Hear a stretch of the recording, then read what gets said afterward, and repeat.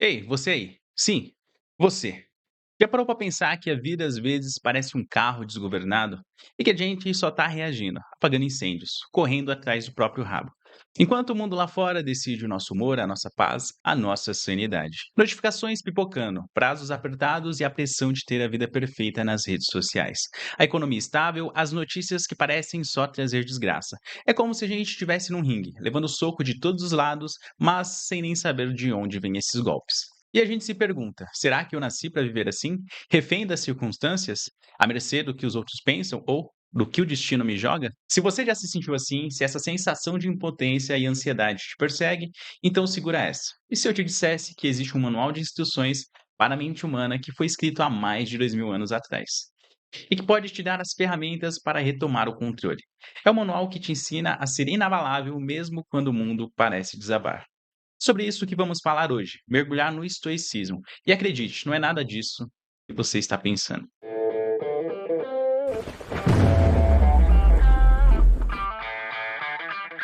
O grande mal-entendido, o que é e o que não é estoicismo. Quando a gente fala em estoico, qual é a primeira imagem que vem na sua cabeça? Provavelmente de alguém frio, impassível, que não sente nada e que aguenta tudo calado sem reclamar. Um tipo de robô humano, que não se abala com nada, mas também que não se alegra com nada. Uma pessoa que aceita tudo passivamente, como se dissesse: é a vida, né? Fazer o quê? Bom, e se essa é sua imagem, prepare para desconstruí-la, porque essa é a maior e mais comum confusão sobre o estoicismo. E se você não sabe o que é estoicismo, fica até o final desse vídeo que a gente vai entender o que de fato ele é. E para a gente começar primeiro a entender de verdade, precisamos derrubar alguns mitos. Mito número 1: ser estoico é não ter sentimentos. A verdade é que isso é uma grande bobagem. Os estoicos, eles não eram máquinas, eles eram humanos como eu e como você. Eles sentiam raiva, tristeza, alegria, medo. A diferença é que eles não se deixavam dominar por emoções. Não é sobre suprimir o que você sente, mas é sobre entender o que você sente e principalmente como você reage a isso. É a diferença entre sentir raiva e agir com raiva. O estoicismo, ele te ensina a ser o maestro da sua orquestra emocional, não um boneco nas mãos dela. Epiteto, um dos grandes mestres estoicos, que inclusive nasceu escravo, ele já dizia: não são as coisas que nos perturbam, mas o julgamento que fazemos sobre elas. Pense nisso, não é o evento em si, mas a sua interpretação sobre ela que te tira o sono. E a boa notícia é que essa interpretação, essa sim, ela está totalmente sob seu controle. Mito número 2: os estoicos são passivos e conformistas. Outro grande engano: o estoicismo, ele não prega a inércia, muito pelo contrário, ele prega a ação, mas uma ação focada. Os estoicos eram pragmáticos, eles entendiam que a vida é curta e que a energia é limitada. Então, para que gastar um segundo sequer se preocupando em mudar algo que está completamente fora do seu alcance? Eles direcionavam 100% da sua energia para aquilo que eles podiam mudar. Suas próprias ações, seus pensamentos, seus valores, os esforços que colocavam em seus projetos. E é sobre isso, ser um agente ativo da sua própria vida, mas com a inteligência e estratégica. É sobre ser um guerreiro que escolhe as suas batalhas com sabedoria, e não aquele cara que briga com a atendente de telemarketing achando que vai mudar todo o sistema. Sêneca, outro grande estoico, nos lembra: se um homem não sabe para qual porto navega, nenhum vento lhe é favorável. Ou seja, tenha um propósito, foque no que importa e haja sobre ele.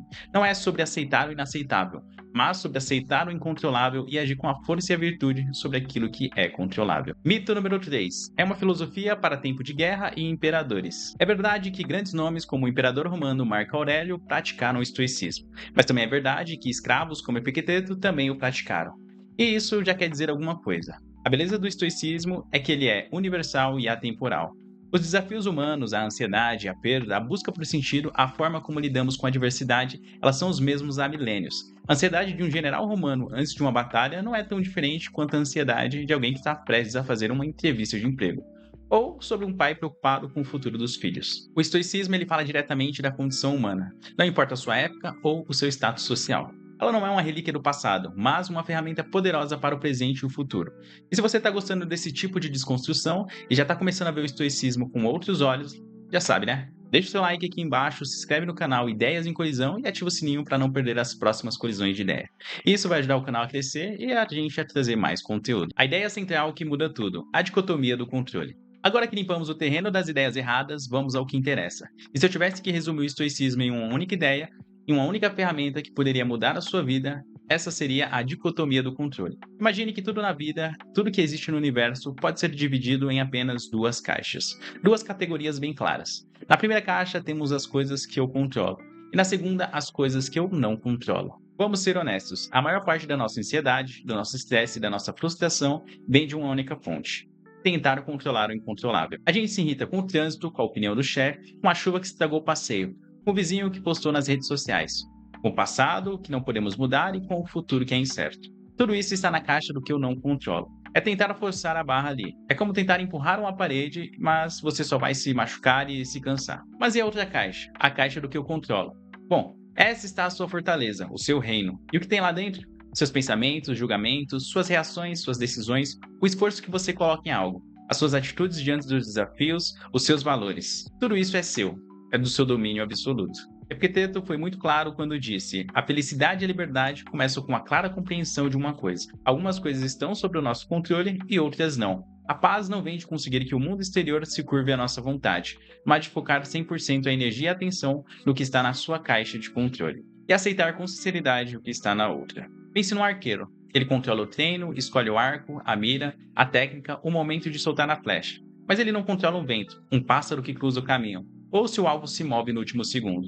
A paz de espírito dele vem de executar perfeitamente o que está sob o seu controle e aceitar o resultado do que não está. Se a flecha não acertar, ele não se culpa pelo vento, mas revisa sua técnica. Isso é estoicismo na prática. Os 3 pilares do estoicismo na prática. Com a dicotomia do controle em mente, agora vamos nos aprofundar um pouco mais e ver como os estoicos aplicavam essa ideia no dia a dia.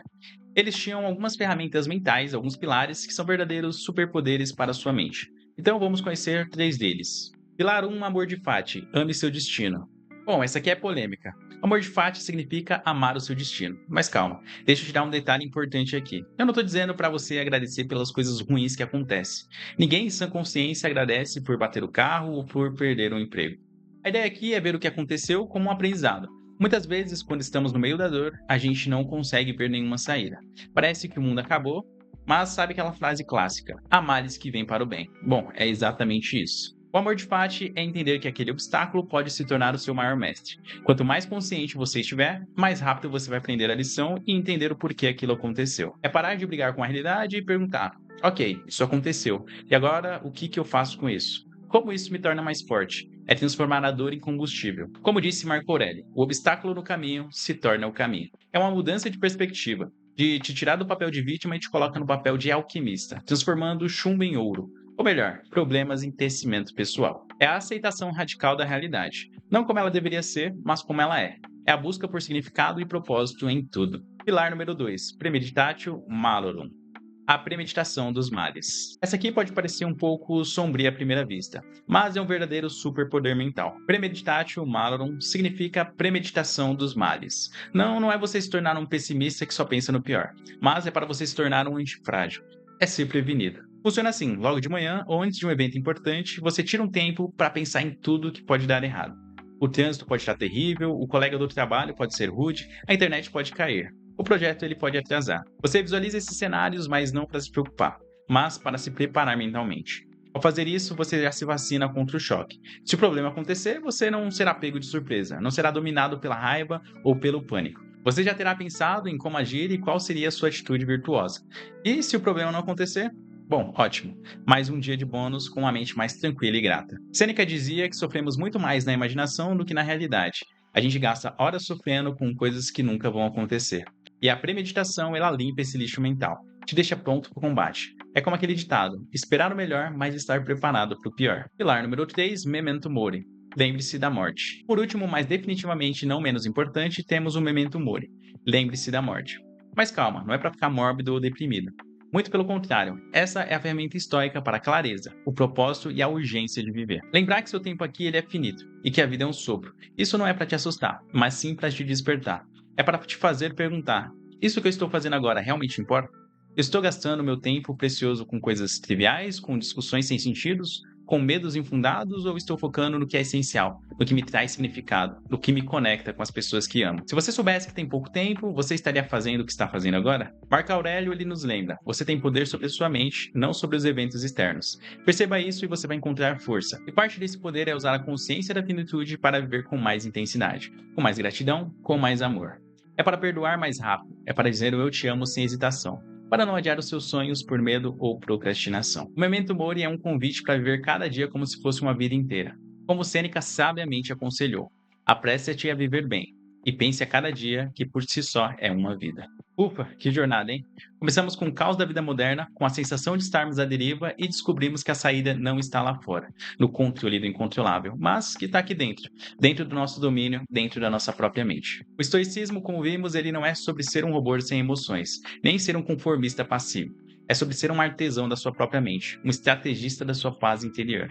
É sobre entender a dicotomia do controle. Amar o seu destino como fati, preparar para os desafios com premeditatio malorum e viver com compromisso e urgência através do memento mori. É uma filosofia que te convida a ser protagonista da sua história, a ser inabalável diante das tempestades da vida, porque você sabe que o poder reside na sua resposta e não no evento em si. E a filosofia não é para ser lida apenas em livros antigos, ela é para ser vivida, é para ser praticada dia após dia em cada decisão, em cada reação, em cada pensamento. Então, o meu convite para você que chegou até aqui é este: comece hoje. Na próxima vez que algo te irritar, te deixar ansioso ou te tirar do sério, para por um segundo, respire funda e faça a pergunta estoica fundamental. Isso está no meu controle? A resposta a essa pergunta e a sua ação a partir dela pode não mudar só o seu dia, mas transformar a sua vida inteira.